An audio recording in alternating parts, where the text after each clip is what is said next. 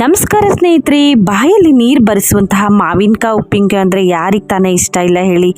ಆದರೆ ತುಂಬ ಜನ ಇರುವ ದೊಡ್ಡ ಭಯ ಅಂದರೆ ಉಪ್ಪಿನಕಾಯಿ ಬೇಗ ಕೆಟ್ಟೋಗುತ್ತೆ ಅಂತ. ಆದರೆ ಇವತ್ತು ನಾನು ನಿಮಗೆ 1 ವರ್ಷ ಅಲ್ಲ 2 ವರ್ಷ ಇಟ್ಟರೂ ಕೆಡದಂತೆ ನಮ್ಮ ಅಜ್ಜಿ ಕಾಲದ ಒಂದು ಶೈಲಿಯಲ್ಲಿ ಅಂದರೆ ಪರ್ಫೆಕ್ಟಾಗಿ ಮಾವಿನಕಾಯಿ ಉಪ್ಪಿನಕಾಯಿ ಹಾಕೋದು ಹೇಗಂತ ತೋರಿಸ್ಕೊಡ್ತೀನಿ. ಈ ವಿಡಿಯೋ ಪೂರ್ತಿ ನೋಡಿ, ಏಕೆಂದರೆ ಇದರಲ್ಲಿ ಕೆಲವೊಂದು ಸೀಕ್ರೆಟ್ ಟಿಪ್ಸ್ ಇದೆ.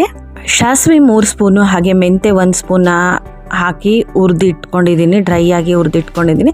ಹಾಗೆ ಉಪ್ಪನ್ನ ಬಿಸಿಲಲ್ಲಿ ಇಟ್ಟಿದ್ದೀನಿ. ಉಪ್ಪು ಬಿಸಿಲಲ್ಲಿ ಇಡೋದ್ರಿಂದ ಸ್ವಲ್ಪ ತೇವಾಂಶ ಎಲ್ಲ ಹೋಗುತ್ತೆ.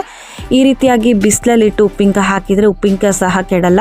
ಈಗ ನೋಡಿ, ಉಪ್ಪಿನಕಾಯಿ ಇನ್ನೊಂದು ಇಂಪಾರ್ಟೆಂಟ್ ಟಿಪ್ಸ್ ಅಂದರೆ ಉಪ್ಪಿನಕಾಯಿ ಕೆಡಬಾರ್ದು ಅಂತಂದರೆ ಮಾವಿನಕಾಯಿನ ಚೆನ್ನಾಗಿ ತೊಳೆದ್ಬಿಟ್ಟು ಒಂದು ಹನಿ ನೀರಿಲ್ದಾಗೆ ಒಂದು ಕಾಟನ್ ಬಟ್ಟೆಯಲ್ಲಿ ಒರೆಸ್ಬಿಟ್ಟು ಅದನ್ನು ನಮಗೆ ಬೇಕಾದ ಶೇಪಲ್ಲಿ ನಾವು ಕಟ್ ಮಾಡ್ಕೊಂಬಿಟ್ಟು, ನಾನು ವಾಟೆ ಸಮೇತ ಕಟ್ ಮಾಡಿದ್ದೀನಿ.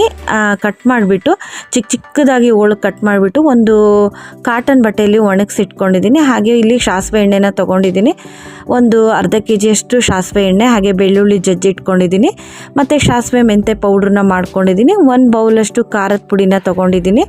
ಈಗ ಎಣ್ಣೆ ಸ್ವಲ್ಪ ಕಾಸಿ ತಣ್ಣಗಾದ್ಮೇಲೆ ಈ ಒಂದು ಮಾಡಿದಂತಹ ಮೆಜರ್ಮೆಂಟೆಲ್ಲ ಹಾಕ್ಕೋಬೇಕು. ಈಗ ಬೆಳ್ಳುಳ್ಳಿನೂ ಜಜ್ಕೊಂಡಿದ್ದೀನಿ, ಬೆಳ್ಳುಳ್ಳಿ ಬೇಕಾದರೆ ಹಾಕ್ಬೋದು, ಇಲ್ಲಾಂದರೆ ಸ್ಕಿಪ್ ಮಾಡ್ಬೋದು.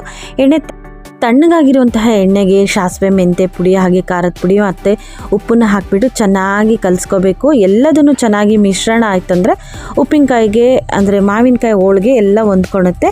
ಇದು ಎಲ್ಲ ಚೆನ್ನಾಗಿ ಕಲಿಸ್ಕೊಂಡ್ಮೇಲೆ ಮಾವಿನಕಾಯಿ ಹೋಳನ್ನ ಹಾಕ್ಕೊಂಬಿಟ್ಟು ಅಂದರೆ ಚೆನ್ನಾಗಿ ಅದನ್ನು ಸಹ ಹಾಕ್ಕೊಂಬಿಟ್ಟು ಚೆನ್ನಾಗಿ ಎಲ್ಲದನ್ನು ಮಿಕ್ಸ್ ಮಾಡಬೇಕು.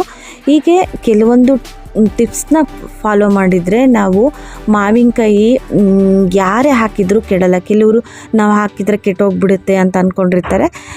ಕೆಲವು ನೀರಿನಂಶ ಇರಬಾರ್ದು, ಯಾಕೆಂದರೆ ತುಂಬ ದಿನ ಇಡ್ತೀವಲ್ವ.